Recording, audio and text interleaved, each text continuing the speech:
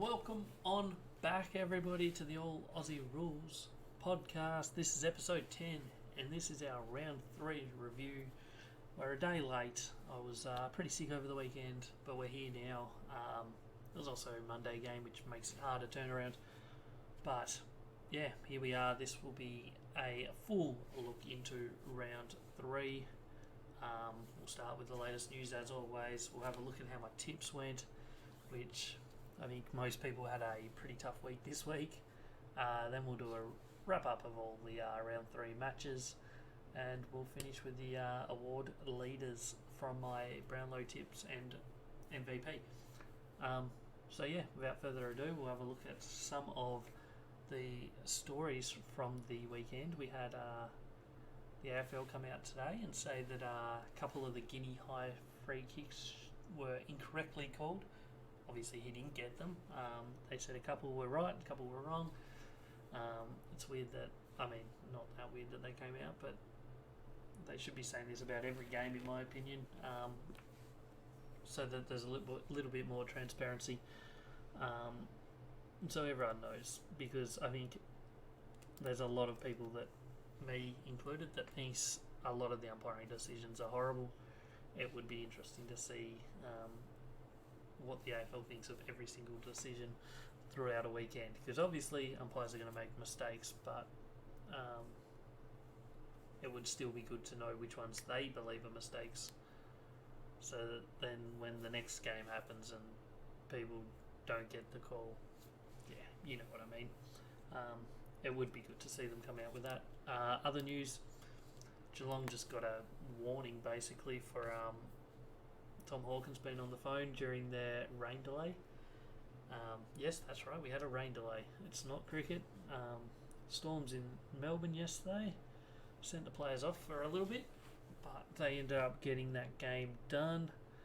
Tomahawk in his 350th kicked 4 goals, which was an incredible effort.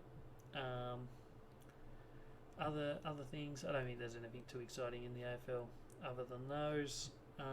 So yeah, we'll have a look at how my tips went for the weekend. And as you can see, right from the first game, we're off to a shocker. I went Brisbane by 31. Collingwood got the win by about 20 odd. So bad start straight up. North Melbourne versus Carlton, we were pretty accurate on that one. Carlton won that convincingly. Fremantle did beat Adelaide, so we're looking okay at this point. We're 2 out of 3. Fell apart here though. Essendon got over St Kilda, and Melbourne beat Port Adelaide, so got both of them wrong. And then the Sunday games, got the Bulldogs right. We got Sydney wrong, and then we went to Monday's game and we got that one right. So 4 out of 8 is what we got, which is a pretty ordinary effort, but it was a tough week. There was a lot of upsets throughout the round, I think, because Brisbane lost as favourites, St Kilda lost as favourites, Port Adelaide lost as favourites, and Sydney lost as favourites. So yeah, I just went the favourites and got them all, got 4. So that's football, I guess. Yeah. We'll have a look now at our round 3 matches, one by one. Thursday night, we went to the Gabba for the traditional Easter Thursday football match, which also this year was a grand final rematch.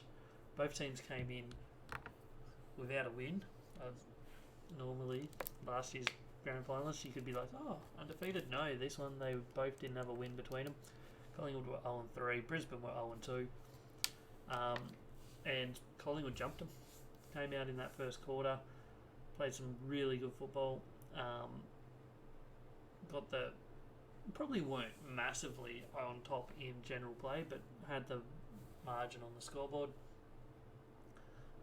Then the second quarter turned it around. Brisbane obviously kicked 4 goals 5. Collingwood kicked 0-0. If you just watch that quarter, I can't remember what the inside 50 differential that quarter was, but it was like 17-3 or somewhere along those lines. If you just watched that quarter, you would have said Brisbane won the match by at least 70 points. The Collingwood defence in that quarter was very, very strong. Their pressure was good throughout, but Brisbane just dominated that quarter. But then third quarter came around, Collingwood turned it around again. They had very high pressure all game. The defence was very strong, and in the end, what they managed to do in that third quarter, they then held off Brisbane in the last with the equal last quarter, and then Collingwood won by 20 points.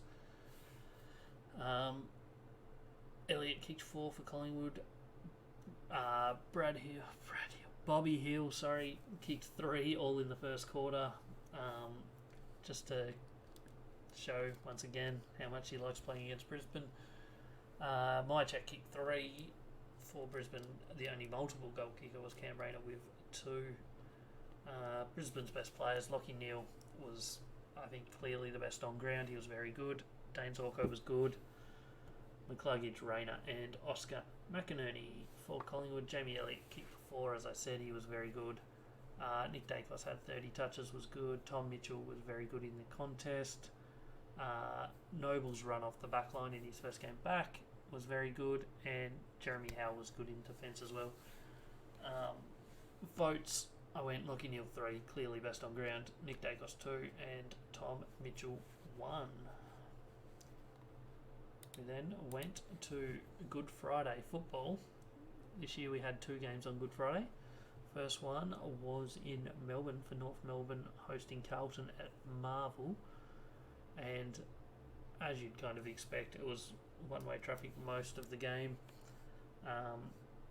They didn't completely blow them out of the water, but held that comfortable lead the whole way. Carlton won the first quarter by 16, won the second quarter by 13, won the third quarter by 6, and then won the fourth quarter by 21. So pretty consistent throughout the game. Harry Mackay was massive with 5 goals.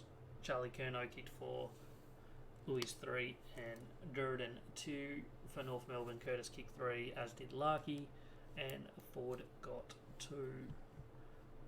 As I said, just different leagues, these 2 teams. Carlton pushing for a top 4 spot.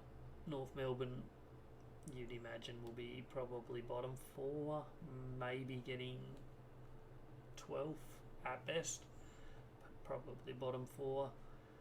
Best players for North Melbourne, once again, their young guns did really well. Sheasel had a lot of it. Power was good. Sherry was good. Curtis and Serha for Carlton, their big boys kick goals, did well. Mackay, Paddy Cripps was good again. Hewitt and Akers rounding out the top 5 players for Carlton votes. I think it's hard to go against Mackay for 3 votes here. He kicked 5 goals and had a lot of it, did very well.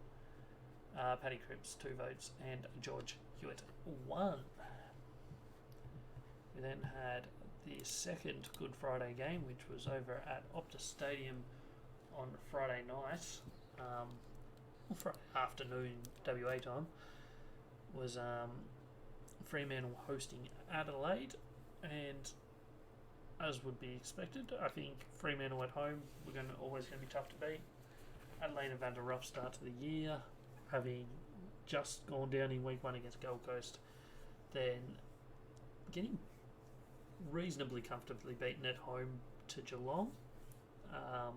Big game for them here, and they once again didn't show up, so their season's looking on shaky ground already, whereas Fremantle is the exact opposite. They're 3-0 and life's looking pretty good. Very low scoring game actually. Both teams kicking very poorly. 9-15 for Fremantle, 4-10 for Adelaide. But going into the last quarter, there was only 10 points in it, and in a low scoring game, you never know. It was 42-32, 3-quarter time. So if Adelaide could have done something in that last quarter, they had a chance. Instead, Fremantle put the boot in, won the last quarter by 25 points, and ended up with a semi-comfortable win. Walters kicked 2. I think he kicked 4 behinds as well. So could have had a big game. Amiss kicked 2. Tabernac kicked 2. And Adelaide only had single goal kickers. Freemantle's top 5, I went with Ryan, Young, Sarong, Pearce, Walters. Sarong continuing his strong start to the year. Adelaide's top 5 were Smith, Keane, Dawson, Hinge and Crouch. Votes, I think Ryan was huge and deserves 3 votes there. He had a lot of the ball, had a lot of intercept possessions, was very good. Young also was very similar and very good. And Sarong I have picking up 1 vote. We then went to a Saturday afternoon football and we had Essendon hosting St Kilda at Marvel Stadium. And this was the first real big upset of the weekend. Obviously Collingwood were outsiders against Brisbane, but I can see that wasn't a massive upset, whereas I don't think many people would have been predicting Essendon getting up over St Kilda in this one. St Kilda had been very good to start the year. Essendon have played good. They were very good against Sydney, but I didn't think they would win this. But they came out. They trailed most of the way, but towards the end they just overran them in the end. Their second half was huge. And yeah, there's not much else to say about it. They just, in the end, were the better team. Probably helped that St Kilda kicked poorly. I mean, Essendon kicked 10-11, but St Kilda were 9-13 and wasted plenty of opportunities. Goal kickers, Langford got 3. Stringer, once again, he's had a great start to the year in front of goals. He's kicked 3 and Jones 2 for St Kilda. Higgins has also had a big start to the year. He kicked 3 and Camalinti kicked 2. Best players for Essendon, Nick Martin had 44 touches, was very good. Zach Merritt, Andy McGrath, Dyson Heppel and Ben Mackay in the defence was very strong. For St Kilda, I went Bonner for their best, Ross, Wilkie, Sinclair and Marshall. Votes, I think Martin gets it for his 44 touches. I think it's hard for the umpires not to notice that. Bonner was very good for St Kilda, and then Dyson Heppel I have sneaking the 1 vote. We then had the Saturday night game, only the one Saturday night game this week. I was over in Adelaide. We had Port Adelaide hosting Melbourne. And Port Adelaide came out of the blocks. I think they kicked the first 3. Melbourne then fought back, took the lead.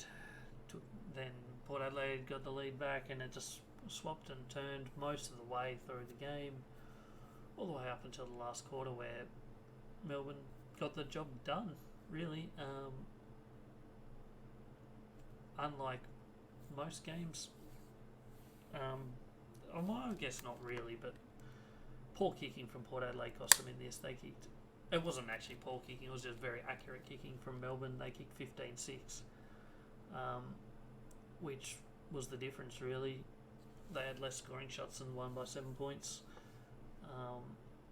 Goal kickers, Port Adelaide had Rioli, Burne-Jones and Finlayson kicked 2 goals each. Melbourne had Ben Brown kicked 3, Fridge kicked 2, Neil Bullen and Sparrow with 2 each. Best players, Drew for Port Adelaide, Rosé, Saldo, Redigui and Butters. For Melbourne, Max Gawn I think was the best. He had a lot of it, was very good in the ruck. Petrarca was also very good. Leave up Brown and Clayton. All of us sneaking into the top 5. Brownlow votes, I think Max Gawn gets a 3, Drew 2 and Petrarca sneaking the 1. Easter Sunday football. First game, Marvel Stadium, Western Bulldogs hosting West Coast. And as with what most of West Coast season is going to be like, I think it was a tough day in the office for them. Bulldogs just bullied them from start to finish, really. First quarter was pretty even, but after that, it was just a domination. Second quarter was 6-0. Third quarter was 3-0, and fourth quarter was 5-1. So after quarter time, it was 14-1.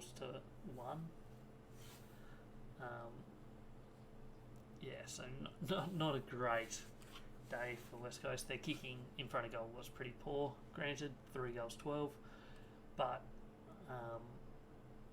it's just a tough day. I think Jamie Cripps kicked 1-5, which isn't a great return for him. Multiple goal kickers. Bont kicked 3 goals in a mainly forward role for him. Waitman kicked 2. Gallagher kicked 2. Tim English kicked 2 as well. A lot of single goal kickers, and West Coast only kicked the 3 goals for the match, with nobody getting multiples. Best players, Galore had a lot of it. He was good. Bailey Williams was very good also, getting a lot of intercepts and playing some strong football. Bontempelli was good up forward. I think he had like 16 touches, 3 goals. He had a lot of tackles. He was very good. Norton was good. I think he got 4 goal assists to go with his 1 goal. And Vandermeer tackled very strongly for West Coast. Just not in the same league as everybody else at the moment, but Tim Kelly was probably their best. He had a fair bit of it. McGovern held strong in the back line. Unfortunately, the ball's just spending way too much time going there. Elliot Yeo was good. Duggan was okay, and Waterman rounds out their top 5 players. My votes, Trelaw for, I think he had 34 or 35 touches. Bailey Williams, and then Bontempelli. The Easter Sunday evening game was Richmond hosting Sydney, at the MCG. And this is another major upset, really. Sydney were undefeated. Richmond hadn't won a game. Yes, it's in Melbourne, but not many people would have picked that Sydney would be as flat as they were. Richmond came out strong in the first quarter. Sydney fought back in the second. But then third quarter, Richmond blew them away. And although Sydney came back late, it was too little too late. Sydney have no real excuses. Richmond wasted opportunities in front of goal. They kicked 11-16. And I think Richmond just were the better team on the day and deserved the win. And they got it. So well done to them. Back to the drawing board for Sydney, who had looked very strong through the first 3 rounds, or first 3 weeks, obviously, having played in opening round. But yeah, just better team on the day one. So Sydney will refocus, I guess, and we'll see where they bounce back to this week. Tom Lynch kicked 3, LeFou kicked 2, as did Show Bolton and Baker for Richmond. For Sydney, McDonald kicked 3, Isaac Heaney kicked 2, and Amati kicked 2. Best players, Vlosten was massive. He's been really strong for Richmond. Taranto, Bolton, Baker and Rioli. And then for Sydney, Isaac Heaney's start to this year has been insane. I think he was their best player again. Lloyd Grundy was good in the ruck. Goulden got a bit of it, and Rowbottom tackled well. So votes, although I think Vlosten was best on, I think the umpires will probably give the 3 to Taranto. Vlosten putting in for second. But Isaac Heaney could always go into the top 2. He had, I think, 24 touches. He kicked 2 goals. He was dominated clearances. He's just been a super performer for them for the first 4 matches. So I gave him 1. We then go to the final game of round 3, which was the traditional Easter Monday game.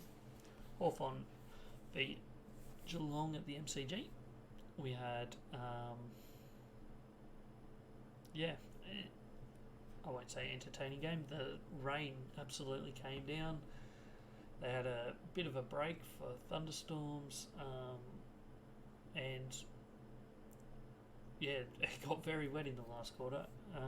Geelong dominated that first quarter, blew them away, although Hawthorn brought it back in the second quarter. I don't think they were ever really fully in the game again. Geelong's straight kicking was massive though for them here. They kicked 17-4. Hawthorn, it's not all doom and gloom. That first quarter was bad, but after that they were solid. And on another day, maybe they do win this one. Shull kicked 3, Mackenzie kicked 2, and then for Geelong, Ollie Henry kicked 4, as did Hawkins in his 350th. Stengel and Cameron both got 2. Best players. Warple, I think, was best on ground. He was great for Hawthorn. Nash was also very strong. Frost was okay. Scrimshaw and Mackenzie. And then for Geelong, I've got Braun on top, then Stewart, Duncan, Holmes and Hawkins for 4 goals. Votes for the match, as I said, Warple I think was best on, and I think the umpires will see that. His metres gained, his possessions, he kicked a goal, he was just very strong throughout. Braun and then Stewart for 2 and 1. So that's all of the round 3 matches. It's a tough week for tipping and predicting what was going on, but some very solid performances nonetheless. So we'll have a look now at my Brownlow leaderboard after 3 rounds. 4 matches for some teams, 3 for others, so it's not completely even just yet. But I have Isaac Heaney on top with 9. Sarong has played 1 less game and he's on 7. Petrarca's on 7. Kelly is also on 7. He's also 1 less game than the other 2, Petrarca and Heaney. Miller 6. Tom Green 6. Ryan Butters 5. And then Gawn, Cripps, Hewitt, Bontempelli, Dangerfield and Rao all with 4. Obviously very early in the season, we'll see how this progresses throughout the year, but obviously the top few are starting to put on some good votes early in the season, so hopefully we'll see some of them continue that on in my MVP race. Once again, Isaac Heaney on top, 33. Petrarca has 30. Sarong's very good with 26. Harry Mackay in a little bit of a surprise. He's up on 24. Gawn is also on 24. Kelly and Green 22. Zach Merritt's been very strong, 21. Miller 21. Rao 20. Bontempelli 20. Butters 19. Nick Dacos 18, as does Ryan and Tom Stewart. So looking ahead, next week round 4 action is all at in Adelaide, South Australia, for Gather Round. It all kicks off on Thursday nights, I believe. Let me just get my matches up. So Thursday night we have Adelaide hosting Melbourne at the Adelaide Oval. Massive game for Adelaide, they need to win that one. Melbourne got the win last week in Adelaide against Port Adelaide, so if they could win 2 games in a row in Adelaide, that would be huge for their season. Then Friday we have a couple games. We have Brisbane hosting North Melbourne, and then Port Adelaide hosting Essendon. And then Saturday we have 3 games. We have West Coast Sydney and Fremantle Carlton, as well as the Bulldogs and Geelong. And then we finish with 3 games on Sunday. Gold Coast and GWS going out head to head, and Richmond St Kilda going head to head, and then the final game of the round at Adelaide Oval, Collingwood and Hawthorn locking horns. So big week of football coming up for a few teams. Mainly, I think Adelaide, if they lose this, their season is, I'm not going to say over, but could well be. When I had them doing all right this year, Melbourne win this, they don't lock a top 4 spot, but they certainly cement themselves as a top 4 contender. Brisbane need to win and should win against North Melbourne. so that's an important game for them. Port Adelaide, a good chance to turn their season around against Essendon, who, if Essendon pull off a win this weekend, all of a sudden they are looking like a team that could be top 8. Sydney have what should be a comfortable game against West Coast to bounce back after their loss last weekend. Fremantle have had a very strong start to the year. This is probably match of the round. Fremantle-Carlton at a neutral venue, I think, should be a very entertaining game. Probably won't be the most high-scoring game, but it should be a good one to watch. Bulldogs and Geelong should be a good game. Gold Coast, GWS, I can't see GWS losing that one. Richmond, St Kilda, both teams teetering on whether they're going to be in those bottom 8 spots or not. Important game for Richmond to turn up again. St Kilda obviously were disappointing last weekend, so they'll want to bounce back. And then Collingwood, Hawthorn. Collingwood need to continue on from what they did on the weekend, and Hawthorn struggling at the moment, but maybe not as all doom and gloom as potentially people thought. So that's everything I've got to talk about from round 3 football. Don't forget to like the video, share the video, and anything else. Thanks for tuning in. Catch us on the next one.